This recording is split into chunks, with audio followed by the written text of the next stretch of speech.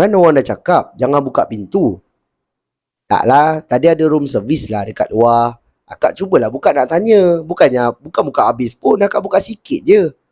Masalahnya dia masuk kak.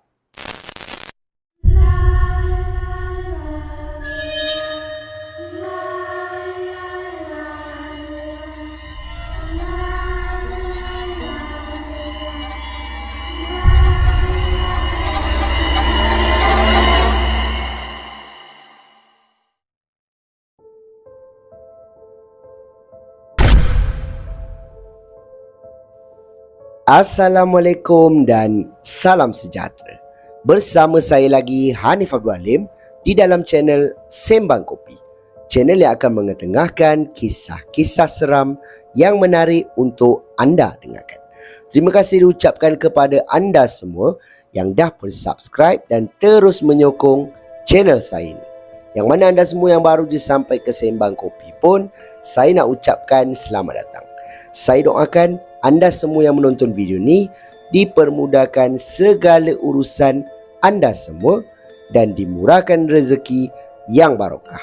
Untuk kisah seram kita pada video kali ini, seperti biasa, saya akan kongsikan dengan anda 4 kisah seram yang dikirimkan kepada saya dan pada saya menarik untuk kita dengarkan.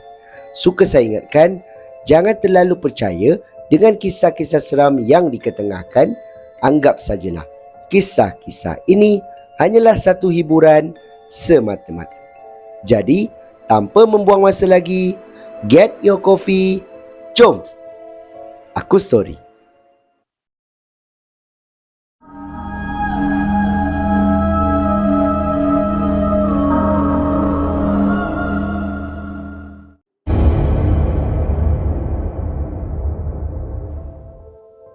Kita mulakan dengan kisah seram kita yang pertama ni.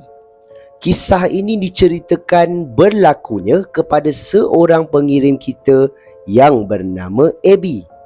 Abby ingin berkongsi satu pengalaman seram gangguan yang dia sendiri alami sewaktu dia menginap di sebuah hotel yang terletak di Langkawi. Pada waktu tu Abby ni sedang dalam percutian tau, bersama dengan ahli keluarga dia yang mana semuanya terdiri 5 orang. Mak ayah dia, Abby sendiri dan kemudian ada 2 orang adik. Yang mana adik yang terakhir ni berusia 7 tahun.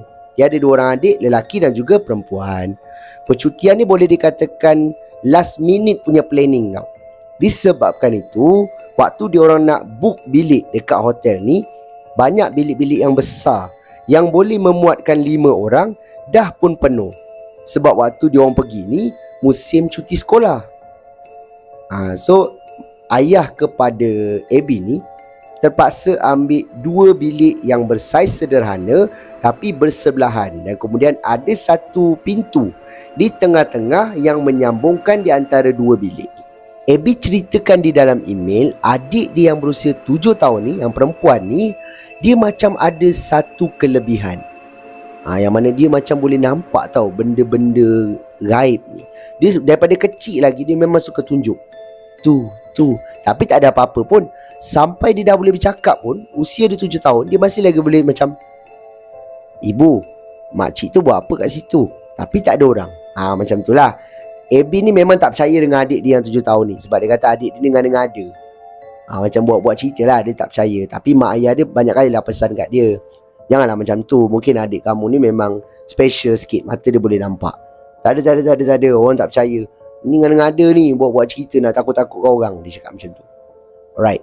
Bila dia sampai saja kat Langkawi ni, hari yang pertama dia check in, dia kata tak ada apa-apa aktiviti. Cuma dia dengan adik-adik dia turun ke bawah untuk mandi swimming pool. Mak ayah dia berehat di bilik. Okay. Pada malam yang pertama, gangguan itu telah pun berlaku. Malam tu, jam waktu tu dalam pukul 12 lebih macam tu. Dia sedang menonton TV bersama dengan adik dia yang berusia 7 tahun ni, dalam ataupun atas satu katil yang samalah, katil queen kan. Lepas tu dia intai dekat bilik sebelah, bilik mak ayah dia. Mak ayah dia dan juga adik dia yang lelaki dah pun tidur. Mungkin disebabkan faktor kepenatan kot. So okey lah, tak apa. Dia pun patah balik, naik atas katil, dan kemudian dia tengok TV. Dia tengok TV ni, tak tahu macam mana telinga dia boleh terdengar tau, macam ada seseorang ketuk pintu bilik hotel dia. Waktu ni dia tengok jam pukul 1 dah. Sebab tadi saya cakap 12 lebih kan. Pukul 1 tu dia kata, dia dengar bunyi orang ketuk pintu. Siapa? Lepas tu dia tengok dekat bahagian pintu, dalam bilik ni gelap tau. Jadi dekat luar ni ada, orang kata dekat koridor ni ada lampu lah, menyebabkan kalau ada orang berdiri di depan pintu, kita boleh nampak kaki dia daripada bawah pintu tu. So Abby kata, ada orang lah kat luar. Dia pun nak turun lah daripada katil, dia nak tengok siapa. Tiba-tiba tangan dia ditarik oleh adik dia yang berusia 7 tahun ni. Dan kemudian bila dia pandang adik dia cakap, "Kak, jangan buka pintu tau." Dia cakap macam tu. Yelah, tak, akak tak buka. Dia cakap macam tu. Dia pun pergi dekat pintu, dia cakap, Siapa? Dia cakap macam tu. Siapa? Room service. Ada suara lelaki tau. Room service. Dia cakap macam tu. Oh, okey. Dia pun buka lah pintu. Tapi pintu dia ada, orang kata macam lock tau. Dia tak boleh buka habis lah. Dia buka sikit je. Lepas tu dia nak tengok. Dia nak tanyalah, kenapa? Ada apa kan? Bila dia buka pintu, terkejutnya si Abby ni bila dia tengok, kat luar tak ada orang. Tak ada orang. So, tadi dia nampak ada kaki. Dan kemudian ada suara, room service. So dia kata, mungkin orang yang room service ni dah jalan kot. Dia fikir macam tu. Okey lah, dia pun tutup pintu. Sebab dia buka agak lambat kan. Mungkin room service tu ketuk-ketuk macam tak ada orang. Dia pun caw. Dia berfikir macam tu lah. Bila dia tutup pintu, kunci, dia pusing balik nak pergi ke arah katil dia. Dia nampak adik dia sedang pandang tepat ke arah Abby ni. Yang mana bila dia pandang adik dia pandang dia macam tengok macam tu kan, macam marah tau. So dia cakap dengan adik dia, "Kau dah kenapa, dek? Kan orang dah cakap jangan buka pintu." "Taklah, tadi ada room service lah dekat luar. Akak cubalah buka nak tanya. Bukan buka habis pun, akak buka sikit je. Masalahnya dia masuk, Kak." Dia cakap macam tu. So Abby ni kata, siapa yang masuk? Dia cakap macam tu. "Kau jangan dengan dia, adik. Kalau tak, orang suruh kau tidur dengan ibu." Dia cakap macam tu. Tu belakang akak tu. Waktu dia dengar adik dia cakap macam tu, walaupun dia tak percaya, dia still lagi lah ada rasa macam takut kan. Tapi dia pusing juga, dia toleh belakang. Tapi belakang dia memang tak ada orang. Pintu je. So dia pun pandang adik dia. Kau nak takut kakak Dah lah. Dia pun pergi dekat katil dia. Di kiri dan kanan katil ni ada lampu tau, lampu meja. So si Abby ni dia buka satu lampu yang belah dia. Dan kemudian dia kata, "Dah, akan nak pergi tandas sekejap." Dia kata, dia pun masuk tandas. Dia cuci muka. Lepas tu dia kata, betul ke apa adik aku ni cakap? Dia macam berbelah bagi. Nak percaya tak nak percaya. Sebab jam dah pukul 1 lebih kot. Mana ada orang ketuk pintu kan? Tapi ada orang ketuk. Lepas tu bila dia buka tak ada orang. So dia keluar daripada bilik air. Dia tengok lampu yang dia buka tadi padam. Adik dia sedang tengok TV. Lepas tu dia pun cakap dengan adik dia, "Dik, kenapa kau tutup lampu ni? Kakak buka tadi." Dia cakap macam tu. Adik dia cakap, "Bukan orang yang tutup. Tu benda tu yang tutup." Dia cakap macam tu. So Abby ni cakap, "Dah lah, dik, kau jangan ngada-ngada lah." Dia cakap macam tu. Dia pun naik atas katil, pakai selimut, dan kemudian dia pandang adik dia. "Kau janganlah cakap-cakap benda-benda macam ni, dek." Dia cakap. "Betul lah, Kak, orang nampak." Dia cakap macam tu. "Benda tu yang tutup tadi, bukan orang yang tutup. Engkau cakap-cakap macam ni, engkau tak takut pun. Sebab tu akak tak percaya apa yang kau cakap." Dia cakap macam tu. "Kalau kau nampak, mesti kau takut." Adik dia diam je. Okeylah, tak apa. Waktu dia tengah tengok TV, dia sambung balik tengok TV tau. Lampu meja di sebelah adik dia pula menyala dengan sendiri. Bila Abby ni pandang, Abby ni perasan tau, tangan adik dia dua-dua dekat atas bantal. Adik dia letak satu bantal mungkin dekat atas badan je tu. Dia letak dua-dua tangan atas tu. Tapi lampu tu menyala dengan sendiri.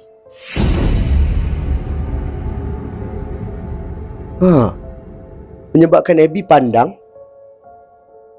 Dik, kau buka Bukan, kau orang kata bukan orang yang buka. Dia cakap macam tu. Aduh, dia dah mula rasa takut tau. Sebab adik dia punya tangan dua-dua atas katil. Dia sendiri nampak, tapi lampu tu terbuka dengan sendiri. Okey lah, dia just ignore je lah. Dia kata dengan adik dia, kau tutup dik lampu tu. Silau lah. Okey, adik dia pun tutup. Adik dia tutup, dia tengok balik TV. Tiba-tiba lampu bilik air dia yang dia dah tutup tadi terbuka. Dan kemudian diikuti dengan bunyi flash daripada dalam bilik air ni, menyebabkan si AB ni pandang ke bilik air. Dan kemudian dia cakap dengan adik dia, Dik, jom kita pergi bilik ibu. Tak payahlah kak, dia kata. Tak payahlah, kita tidur je lah kat sini. Jomlah dik. Masa ni AB dah takut. Dan AB dah percayalah apa yang adik dia cakap. Jadi dia pun pergi ke bilik mak ayah dia. Dia kejut ayah dia. Dia cakap dengan ayah dia apa yang berlaku. Dan kemudian ayah dia kata tak apalah, macam ni lah. Dia kejut isteri dia lah, mak si AB ni. Dia kejut, Bu, ibu pergi tidur dengan budak-budak ni. Kenapa bang? Pergi je lah, diorang takut lah, dia cakap macam tu. Yelah mak si AB ni tidur dengan AB dan juga adik dia yang berusia 7 tahun tu. Yang ayah dia tidur dengan adik dia lelaki dia tu atas katil tempat dia orang tidur ni. So malam tu tak ada lagi gangguan. Itulah yang last. Cuma dia kata perasaan takut itu datang apabila lampu tu terbuka dengan sendiri dan dia nampak tangan adik dia atas bantal ni. Dan kemudian lampu bilik air menyala dan kemudian serentak dengan tu ada bunyi flash dekat dalam bilik air. Kisah ini memang tak ada penampakan lah, tapi pada saya gangguan ini yalah boleh dikatakan seram jugalah kan. Sebab dia berdua je dan adik dia boleh nampak. Adik dia siap bagi tahu lagi ada benda masuk dalam bilik dia. Apakah benda itu? AB sendiri tak tahu. Dan itulah, mungkin penunggu ke, atau mungkin memang jin lah ya kan, yang cuba nak ganggu dia orang ke. Jadi itulah kisah pengalaman seram yang dikongsikan oleh AB.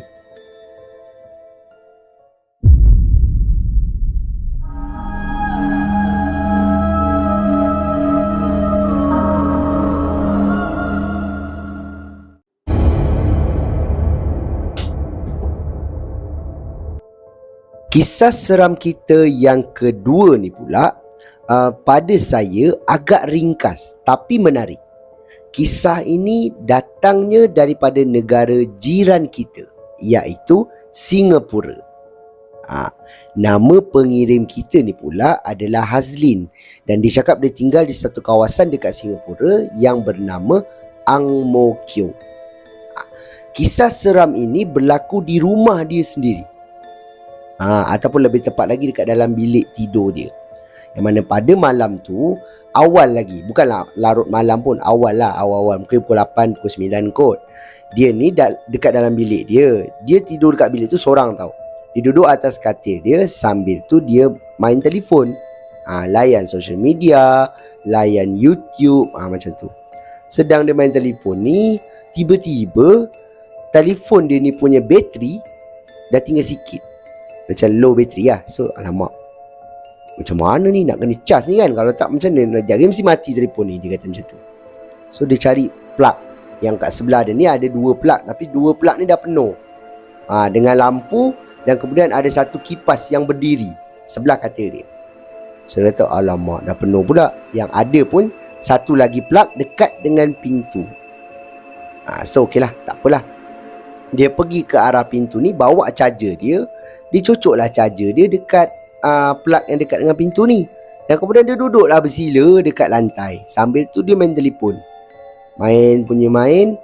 Sedang dia main ni, dia dengar suara mak dia panggil dia. Panggil nama dia lah, Lin. Okay, dia pun, ya mak, tolong mak jap, keluarkan baju daripada mesin pengering ni. Tolong mak lipat sekejap. Okey, dia pun letak telefon dia. Sambil tu dia teruslah keluar. Dia mengharapkan nanti bila dia balik, dia masuk bilik dia balik semula, bateri dah banyak lah sikit kan. So dia boleh cabut daripada charger. Okey, dia pun keluar. Dia keluarkan baju daripada pengering dia ni. Dia pun lipat. Dan kemudian Dia bawa lah baju dia masuk ke dalam bilik. Waktu dia tengah jalan ni, dia terlupa yang dia cas handphone dia dekat dengan pintu. Jadi bila dia bawa baju, dia tak nampak bawah kan. Dia tersepak ataupun tertendang telefon dia ni, seret masuk bawah katil dia. So dia kata, apa yang aku tendang tadi? Dia pun cari-cari tak ada kan. Tak ada apa kot. Okey lah. Dia pun susunlah baju dia. Susun. Dia kata, mak ada apa-apa lagi tak? Tak ada dah. Dah kau pergi tidur. Dah pukul apa dah ni? Dia cakap tu. Awal lagi. Dah pergi tidur, anak dara tak elok tidur lambat-lambat. Okey lah. Dia pun tutup pintu bilik dia. Dan kemudian dia tutup lampu. Dia pun duduklah balik. Carilah telefon dia dekat charger ni. Dia tengok wire je ada. Mana telefon aku tadi? Ting, baru teringat. Alamak. Mesti telefon dah termasuk bawah katil sebab dia sepak kan. Alamak, macam mana ni? Tak apalah. Dia pun buka lampu. Dan kemudian dia macam merangkak tengok bawah katil dia. Dia nampak telefon dia. Bawah katil dia ni tak boleh masuk barang tau. Dia ada ruang sikit je. Boleh masuk tangan pun terpaksa macam macam menyarap tau dekat lantai ni untuk ambil.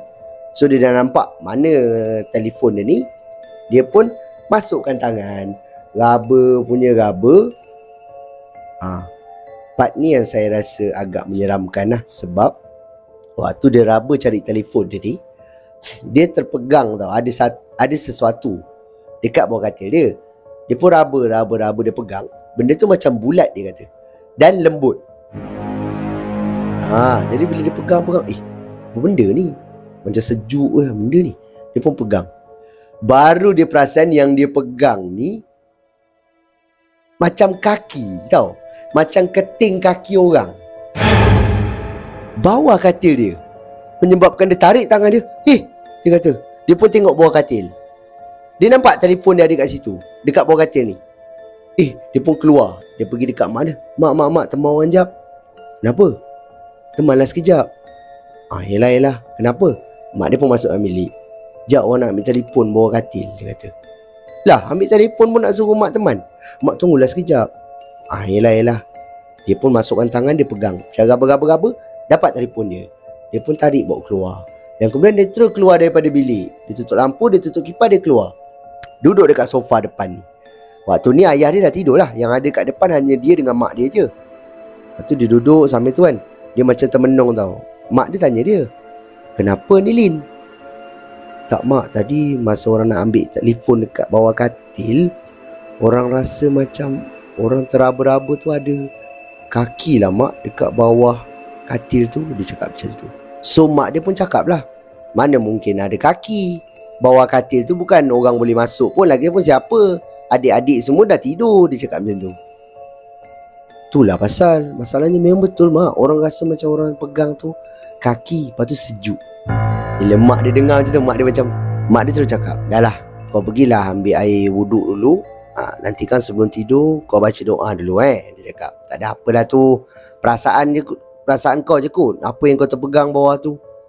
Masalahnya bawah katil tu tak ada barang mak. Handphone orang je ada dalam tu. Apa yang orang pegang tadi? Dah. Kau tak payah fikir. Okeylah. Dia pun diam je. Sampai waktu dia pun ikut apa yang mak dia cakap. Dia ambil uduk dan kemudian dia masuk bilik dia tidur. Malam tu dia tidur, dia buka lampu. Dia tidur, dia buka lampu lah sebab dia takut. Tapi tak ada apa-apa gangguan lain, tak adalah. Itu je. Dia ada tulis dalam email. Mungkin kisah, minta maaf pada semua pendengar dan juga saya sendiri. Maaf kalau kisah ni tak terlalu seram macam kisah orang lain. Tapi pada saya not bad lah kan. Sebab boleh pula ada kaki pula tu bawah katil dia. Sedangkan tak ada orang boleh masuk, tak muat pun. Tapi dia pegang-pegang ada kaki. Kaki siapa? Siapa yang baring bawah katil dia? Kalau saya lah, saya rasa saya tak tidur dekat dalam bilik malam tu. Saya tidur dekat ruang tamu lagi baik. Betul tak? Jadi itulah kisah seram yang diceritakan oleh seorang pengirim kita ni, iaitu Hazlin.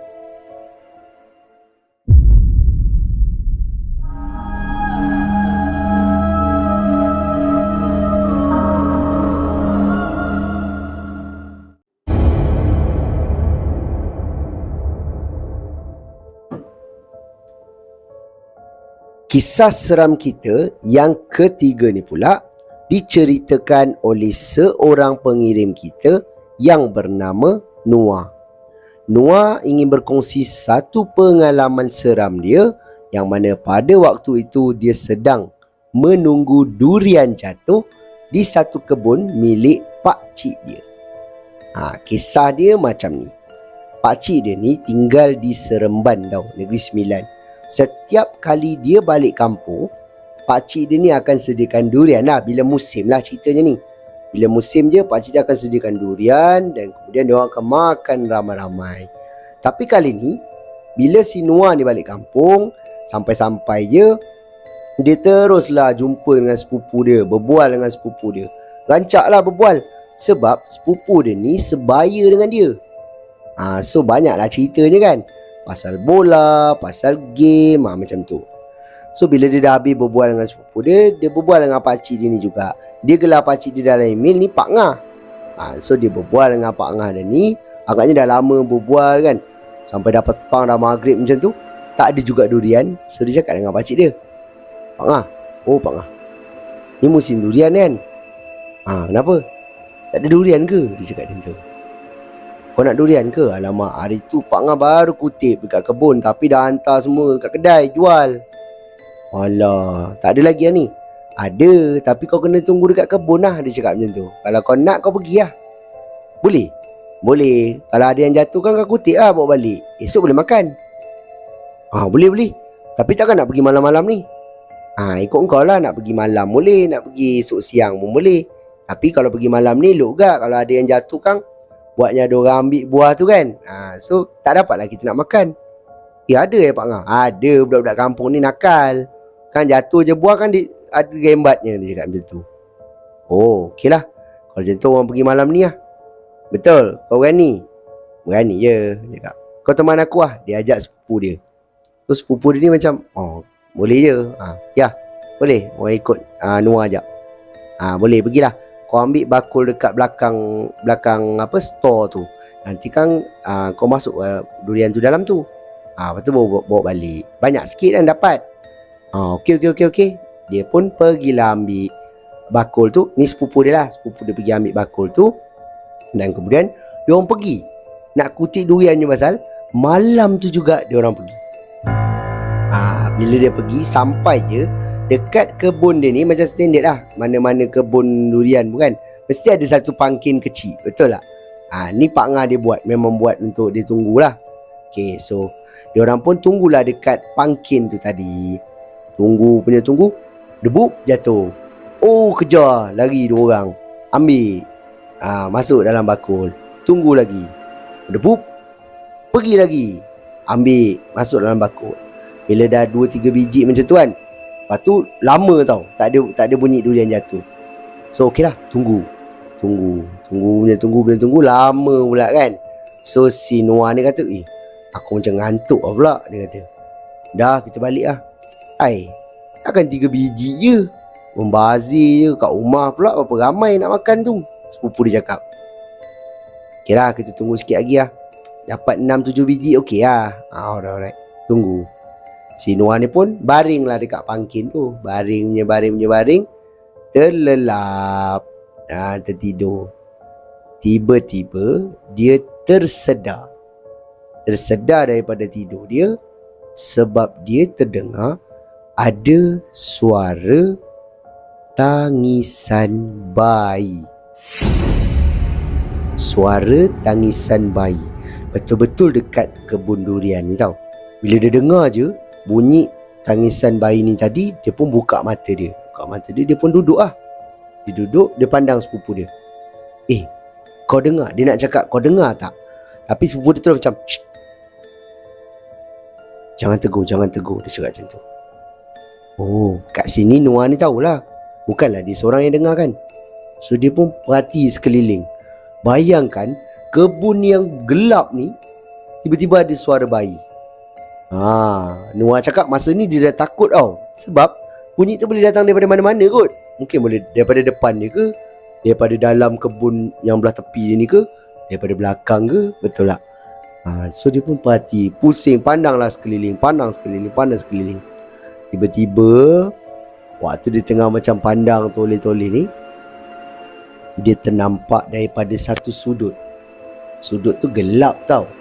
Dan Noah ni cakap dia nampak macam ada seorang perempuan yang sedang berdiri pakai baju kurung lama. Baju kurung lama macam sedang berjalan tau. Berjalan macam tu. Sambil tu pegang bayi. Macam pegang baby macam tu. Baby tu pula dibalut dengan, dia nampak macam kain batik. Macam tu. Macam tu. So bila dia nampak je kan, dia terus cuit sepupu dia. Weh. Apa dia? Tu. Apa dia? Tu. Sepupu dia pun pandang. Sepupu dia pandang kan, sepupu dia tak nampak tau mula. Macam, apa dia tu? Jadi sepupu dia nampak je. Memang betul-betul ni dia dua orang nampak. Ada perempuan berbaju kurung lama dukung baby.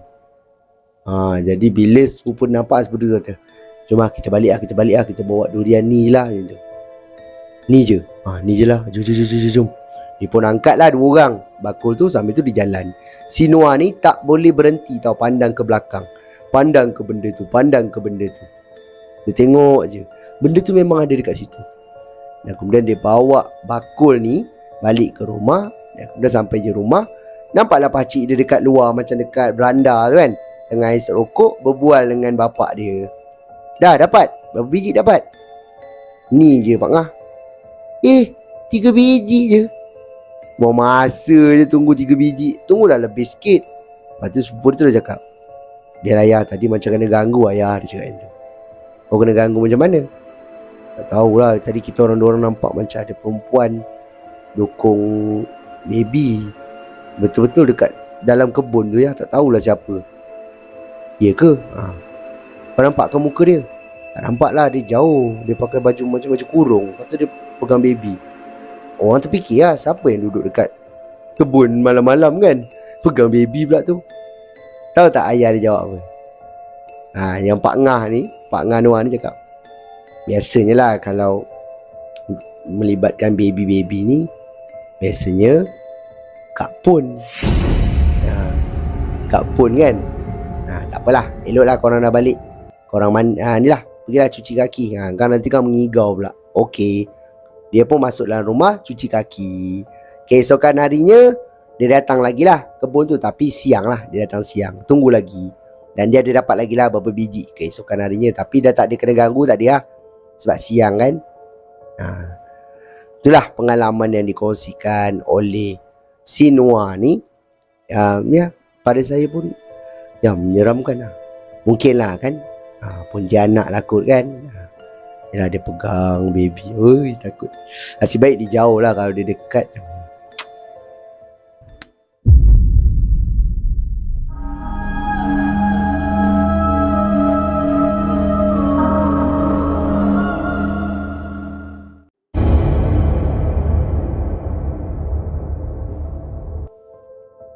sampailah masa untuk kisah seram kita yang terakhir untuk video kita pada kali ini. Kisah ini diceritakan oleh seorang pengirim kita yang ingin dikenali sebagai Bob. Bob ni bekerja sebagai pemandu bas tau. Bukanlah bas express tu, bukan. Satu company yang menyediakan, orang kata, bas untuk disewa.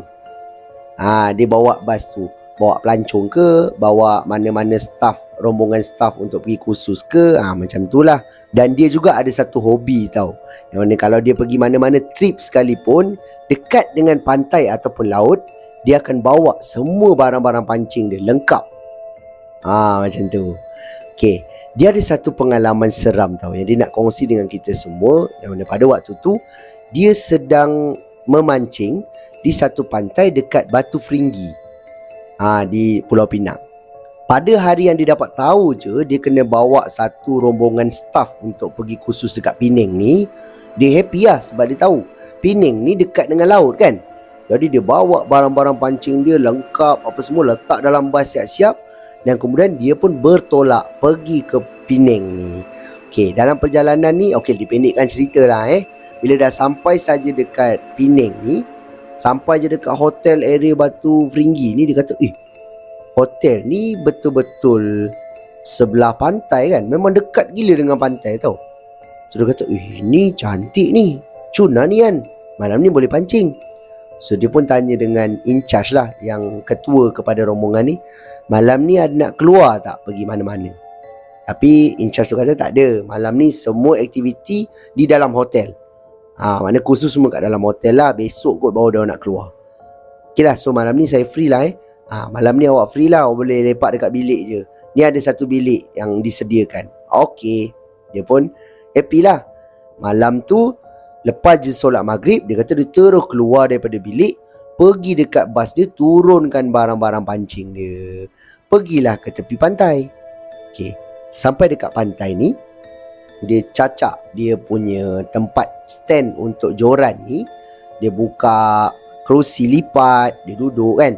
Kerusi lipat dia ni jenis yang macam boleh macam baring sikit tau. So okey lah. Dia pun pasang umpan, pasang mata kail, pasang batu, dan dia juga pasang loceng dekat ujung joran dia. Sebab kawasan tu kan gelap kan. Jadi kalau ditarik oleh ikan, dia akan dengar lah bunyi loceng tu berbunyi. Okey. Dia pasang je umpan, dia pun baling. Dia duduk dekat kerusi tu. Sambil-sambil tu dia tengok pantai kan. Tengok pantai. Buka handphone sikit, tengok pantai. Keding-ding, bunyi joran dia seperti ada ikan yang makan. Dia pun pergi ke arah joran dia dengan pantas. Tarik joran dia. Tarik. Dia kata berat. Berat sangat. Dia kata ikan apa ni? Berat sangat ni kan. Dia pun tarik. Putus tali dia. Tali joran dia tu putus. So dia kata, alamak ruginya. Dia kata, mesti besar ikan ni. Alamak, sayang lah, tak apalah. Dia pun pasanglah balik mata kail, umpan, batu semua kan. Dia baling lagi sekali. Dia pun baringlah dekat kerusi ni tadi. Baring balik. Dia pun tengok langit pada waktu tu cerah. Tak ada awan, tak ada apa. Nampaklah ada bintang sikit kan. Dia pun tengok. Sedang dia tengok ni, badan dia kan penat kan, jalan jauh. Dia tak tidur lagi. So okey lah, dia baring. Pop. Dia terlelap. Betul-betul atas kerusi ni tau. Jadi bila dia terlelap ni, dia kata dia tidur-tidur ayam je. Dia dengar lagi bunyi ombak apa semua ni. Tiba-tiba kening bunyi joran dia. Dia pun bergegas bangun nak pergi ke arah joran dia. Tapi yang herannya, dia cakap sampai je dekat tempat joran dia ni, joran dia tak ada.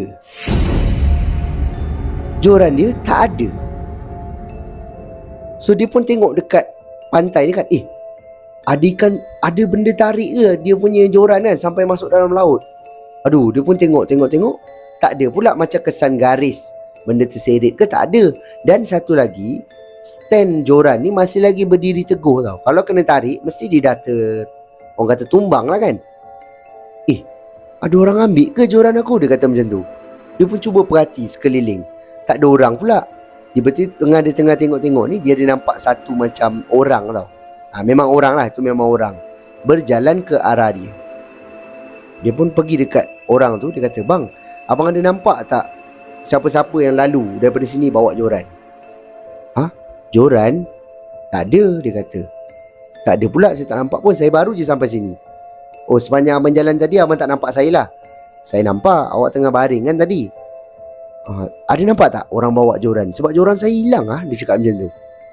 Hilang? Awak ada berapa joran? Saya bawa satu je.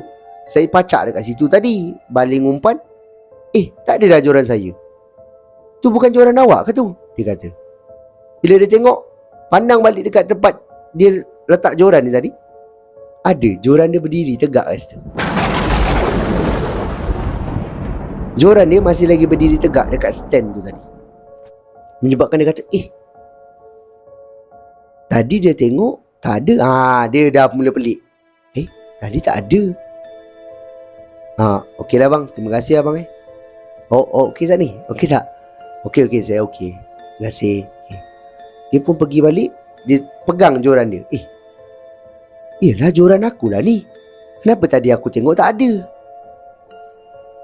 Sudah dia kata. Tadi dia tarik sekali tu putus kan. Berat pula tu. Mancing pantai ni dia kata jarang lah dapat ikan besar-besar ni, jarang. Ada tapi jarang. So bila dia tarik tu putus yang pertama. Yang kedua joran dia pula gaib, hilang kan. Macam dia tak nampak joran dia kat situ. Kemudian bila dia pandang balik, joran dia ada, still ada kat situ. Oh, ada benda yang tak bagi dia mancing ke apa ni, dia cakap macam tu kan.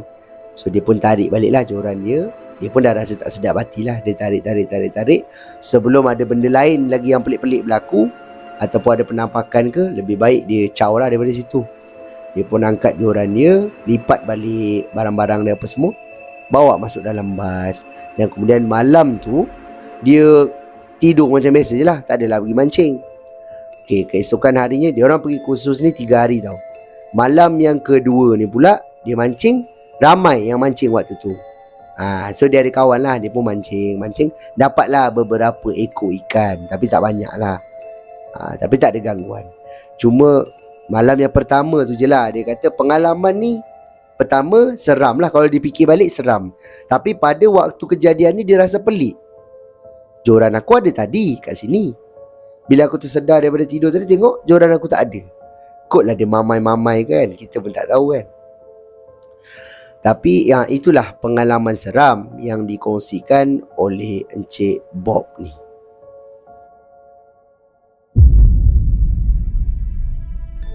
Jadi itu sajalah kisah seram kita untuk video kita pada kali ini.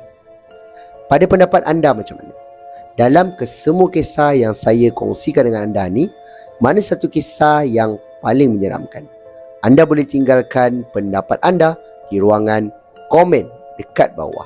Dan yang mana anda semua yang ada kisah-kisah seram dan sudi berkongsi dengan saya, bolehlah kirimkan ke alamat email Sembang Kopi ataupun Telegram Sembang Kopi, yang mana alamat email dan juga link Telegram saya memang dah tinggalkan siap-siap di ruangan description dekat bawah. Terima kasih banyak-banyak diucapkan kepada anda semua yang dah pun subscribe dan sudi menonton video saya daripada mula sampailah ke hujung ni. Ini salah satu cara lah anda tunjukkan support anda kepada saya. Dan yang mana anda semua yang baru sampai ke Sembang Kopi ni pun, saya nak ucapkan selamat datang lagi sekali. Sekiranya lah anda suka dengan cara penyampaian saya, ataupun anda terhibur dengan kisah-kisah seram yang saya kongsikan dengan anda ni, saya hargai sangat-sangat kalau anda boleh bantu saya, bantu channel saya dengan tekan butang like, butang subscribe dan juga butang loceng, supaya anda tak akan terlepas apa-apa video yang saya akan upload lagi lepas ni. Itu sajalah daripada saya. Kita jumpa lagi di video yang akan datang. Assalamualaikum. See ya.